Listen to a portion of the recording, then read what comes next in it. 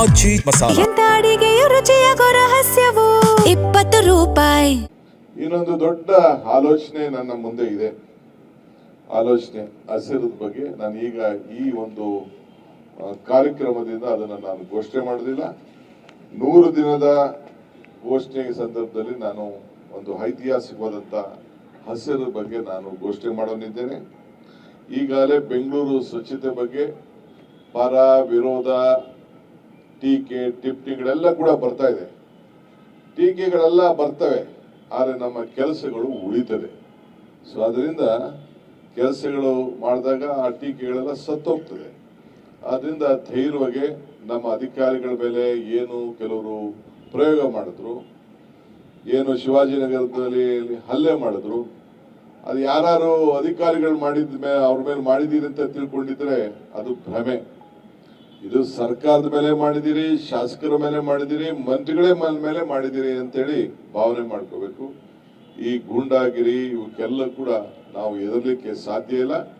ಈ ತೀರ್ಮಾನವನ್ನ ನಾವು ಮಾಡಿರೋದು ಎಲ್ಲ ಸರ್ವ ಪಕ್ಷದ ಎಲ್ಲ ಶಾಸಕರನ್ನ ವಿಶ್ವಾಸಕ್ಕೆ ತೆಗೆದುಕೊಂಡೇ ಈ ಬೆಂಗಳೂರನ್ನ ಫುಟ್ಪಾತ್ ಅನ್ನ ತೆಗಿಬೇಕು ಅಂತ ಹೇಳಿ ತೀರ್ಮಾನವನ್ನ ಮಾಡಿದ್ದೇವೆ. ನಿಮ್ಗೂ ಕೆಲವು ಜಾಗಗಳನ್ನ ನಿಗದಿ ಮಾಡಿ ನಿಮ್ಗೂ ಜಾಗಗಳನ್ನ ಕೊಡ್ತೇವೆ. ಬೀದಿ ವ್ಯಾಪಾರದವ್ರು ಇರಬೇಕು, ನಾನು ಇಲ್ಲ ಅಂತ ಹೇಳುದಿಲ್ಲ.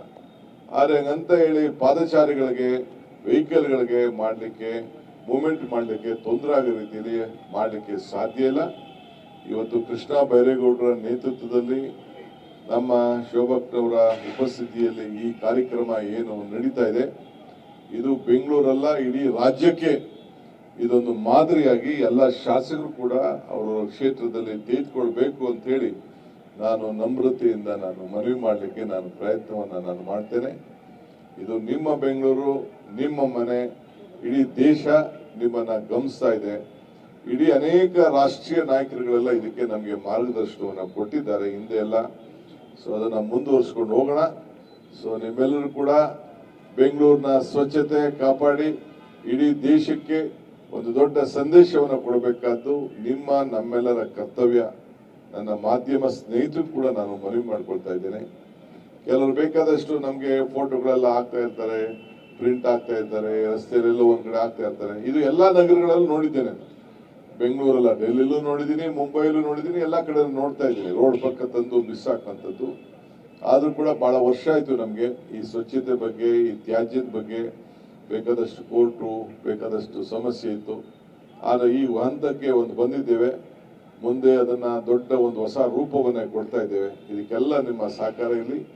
ವಿಶೇಷವಾಗಿ ಈ ಒಂದು ಪವಿತ್ರವಾದಂತಹ ಕಾರ್ಯಕ್ರಮಕ್ಕೆ ಸೆಂಟ್ರಲ್ ಮಿನಿಸ್ಟರ್ ಅವರು ಅವ್ರ ಕ್ಷೇತ್ರದಲ್ಲಿ ಬಂದು ಭಾಗಿಯಾಗಿ ಕೃಷ್ಣ ಬೈರೇಗೌಡರ ನೇತೃತ್ವದಲ್ಲಿ ಏನು ಯೋಜನೆ ನಡೀತಾ ಇದೆ, ಇದಕ್ಕೆ ನಿಮ್ಮೆಲ್ಲರ ಸಹಕಾರ ಇರಲಿ, ನಾಗರಿಕರ ಸಹಕಾರ ಇರಲಿ ಅಂತ ಹೇಳಿ ನಾನು ಪ್ರಾರ್ಥನೆ ಮಾಡಿ, ಇದನ್ನ ನಾನು ಸ್ವಚ್ಛತೆ ವಿಚಾರದಲ್ಲಿ ಕೆಲವು NGOಗಳು, ಕೆಲವು ಸಂಸ್ಥೆಗಳು ಅವರು ಕೂಡ ಒಂದೊಂದು ಏರಿಯಾನ ಟೇಕ್ ಓವರ್ ಮಾಡಿದ್ರೆ ಅದಕ್ಕೂ ಕೂಡ ನಾನು ಅವ್ರಿಗೆ ಸ್ವಾಗತವನ್ನ ನಾನು ಮಾಡ್ತೇನೆ. ನೀವೇನು ಇಡೀ ದೊಡ್ಡ ಬ್ಲಾಕೇ ಮಾಡಕ್ ಹೋಗ್ಬಿಡಿ, 4 ರಸ್ತೆ ತೆಗೆದುಕೊಳ್ಳಿ. ನಿಮ್ಗೆ ಸರ್ಟಿಫಿಕೇಟ್ ಕೊಡುವಂಥದ್ದು, ಗೌರವ ಕೊಡುವಂಥದ್ದು, 4 ರಸ್ತೆನೆ ನೀವು ಅದನ್ನ ಅಡಾಪ್ಟ್ ಮಾಡಿಕೊಂಡು ಈ ಸ್ವಚ್ಛತೆನ ನೀವು ಕಾಪಾಡ್ಕೊಂಡು ಹೋಗುವಂತ ಒಂದು ಕಾರ್ಯಕ್ರಮವನ್ನು ನೀವು ರೂಪಿಸಬೇಕು ಅಂತ ಹೇಳಿ ನಾನು ಪ್ರಾರ್ಥಿಸಿ ನಿಮ್ಮೆಲ್ಲರೂ ಕೂಡ ಶುಭ ಹಾರೈಸಿ ಈ ಒಂದು ಪವಿತ್ರವಾದಂತಹ ಕಾರ್ಯಕ್ರಮಕ್ಕೆ ಚಾಲನೆಯನ್ನ ಬಹಳ ಸಂತೋಷದಿಂದ ಕೊಟ್ಟಿದ್ದೇನೆ. ಎಲ್ಲರಿಗೂ ನಮಸ್ಕಾರ.